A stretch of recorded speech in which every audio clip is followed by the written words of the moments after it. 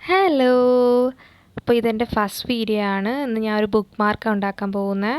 ഇതിന് വേണ്ടി ഒരു റെക്റ്റാങ്കിൾ ഷീറ്റ് എടുത്തിട്ടുണ്ട്. മുകളിലൊരു ഹോളും ഇട്ടിട്ടുണ്ട്.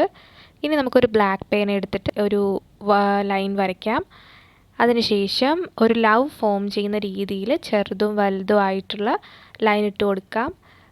ആദ്യമേ പെൻസിൽ വെച്ച് ഒരു ലവ് വരച്ചിട്ട് അതിന് ചുറ്റും ഒരു ചെറിയതും വലുതും ആയിട്ടുള്ള ലൈൻ ഇട്ട് കൊടുക്കുന്നതായിരിക്കും നല്ലത്.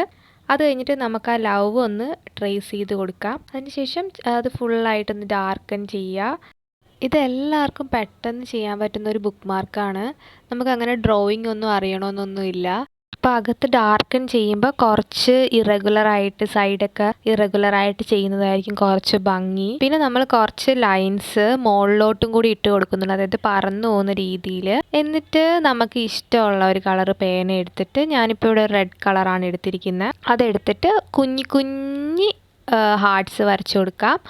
എന്നിട്ട് ഞാൻ അവിടെ ഒരു കോട്ട് എഴുതുന്നുണ്ട്, റീഡ് ഡ്രീം റിപ്പീറ്റ് എന്ന് പറഞ്ഞിട്ട്. നിങ്ങൾക്ക് ഇഷ്ടമുള്ള കോട്ട് എഴുതാം. കോട്ട് എഴുതിയില്ലെങ്കിലും കുഴപ്പമൊന്നുമില്ല. ഇനി ഇതല്ലെങ്കിൽ നിങ്ങൾക്ക് ഇഷ്ടമുള്ള കോട്ട് എഴുതാം. സിമ്പിളായിട്ടുള്ള ബുക്ക് മാർക്ക് ആയതുകൊണ്ട് നമ്മൾ വളരെ മിനിമലായിട്ടാണ് ചെയ്തിരിക്കുന്നത്. ഇനി നമുക്കൊരു ചെറിയ ത്രെഡ് എടുത്തിട്ട്, എംബ്രോയ്ഡറി ത്രെഡാണ് ഞാൻ എടുത്തിരിക്കുന്നത്, അതിലൊരു നോട്ട് ഇടാം. നമ്മൾ നോട്ട് ഇട്ട് കഴിയുമ്പോൾ നമ്മുടെ DIY ഏകദേശം കംപ്ലീറ്റ് ആയി.